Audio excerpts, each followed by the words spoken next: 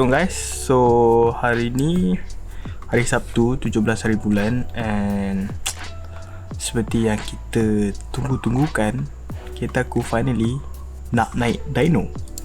So Dyno aku nak buat dekat the same shop dekat Klang, which is Auto. So preparation untuk kereta aku Dyno actually aku dah buat lama lah, which is benda-benda yang korang kena buat is satu, spark plug kena ikut korang punya spec engine. Okay, fuel pump aku dah tukar yang lebih elok, which is the pump lagi kuat, tapi dia punya LPH aku tak ingat, I think it's 200 something or 300 LPH. So that one is necessary kalau kereta korang turbo and korang nak bawa power lah. And then lain, I think that's probably much it untuk engine aku tak ada buat benda lain sangat.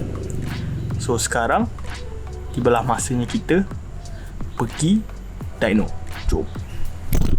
Actually benda yang aku belum buat lagi sebenarnya isi minyak lah. Kalau tak ada minyak macam nak Dyno kan.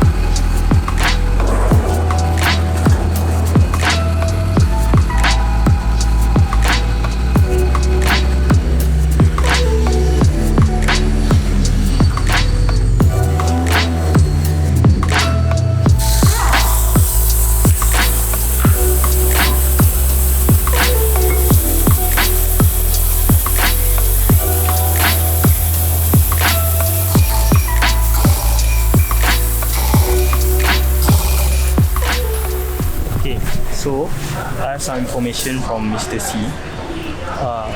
Dyno yang kita pakai ni actually it's more accurate than the roller. Sebab roller tu dia ada momentum, which is dia akan bergerak. So, dia yang buat kau punya horsepower yang tinggi tu. And then the minyak actually for street is okay, but then for track I think he said that it's not really good. And the roller is much better. So I think I made the right decision lah tukar gear kan untuk rolling untuk Dyno dekat atas on wheel punya. So the horsepower is more accurate. I think aku pun tak sure berapa horsepower aku boleh dapat. I'm targeting 200 to 300 kalau boleh dapat. Kalau tak boleh dapat then tak apalah, kita rezeki. So my friend is coming here also. Nanti kita tanya berapa horsepower kita boleh dapat.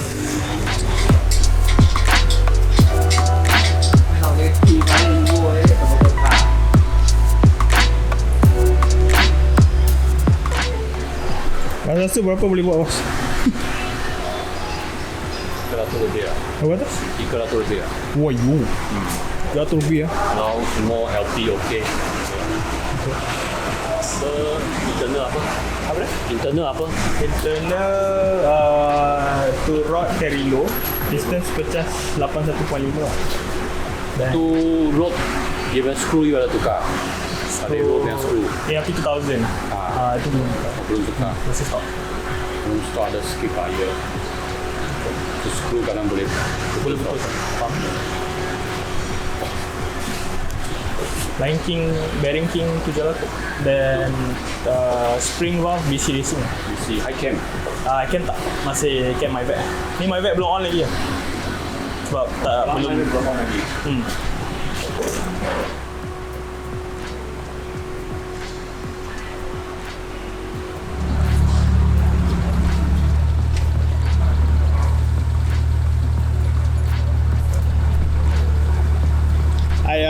Proton problem.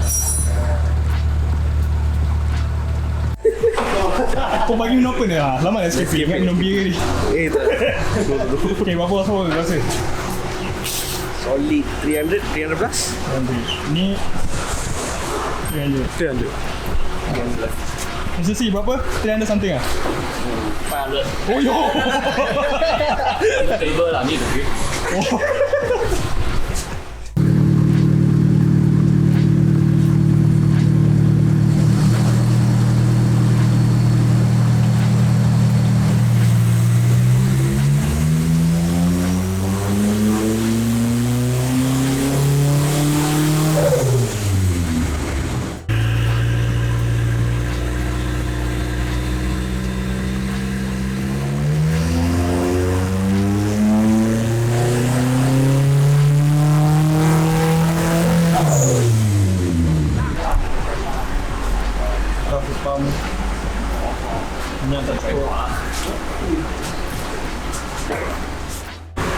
Tan Tui Kia 空調嚟265，嗱要照明係卡嚟。 Because I think we both buy at the same time. SOP. 下面Tan Tui Kia 我哋黐到佢。 300 LPH. So racing sekarang minyak tak cukup. Bila diorang boost tadi, aku punya fuel rack turun. So kena tukar fuel pump. So yang aku ambil is Edman 300 LPH. So yeah.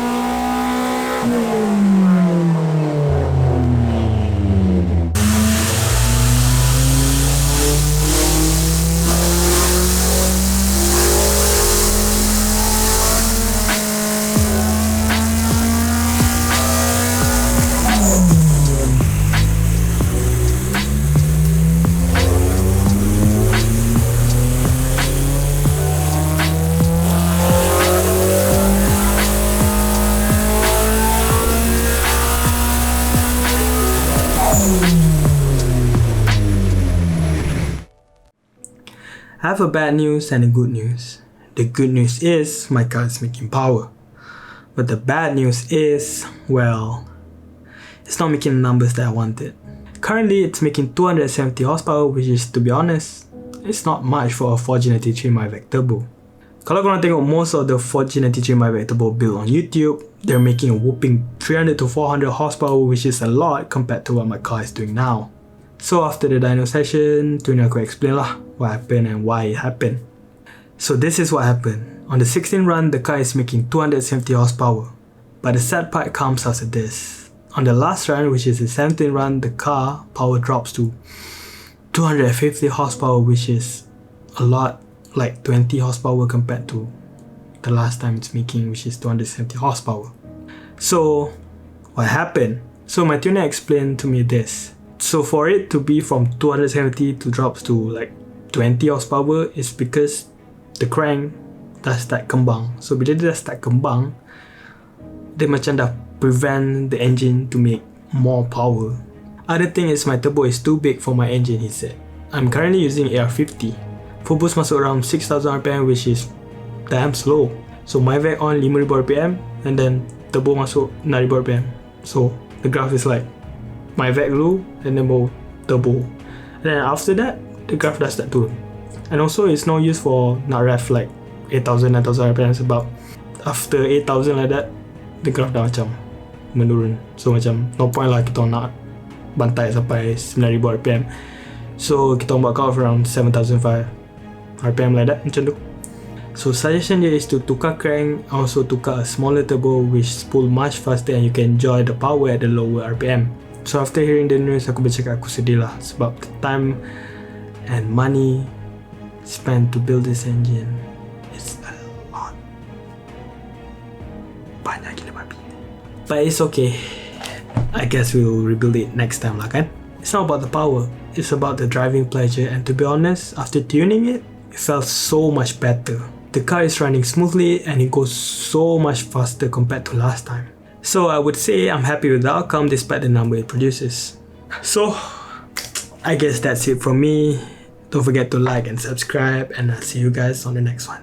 Bye.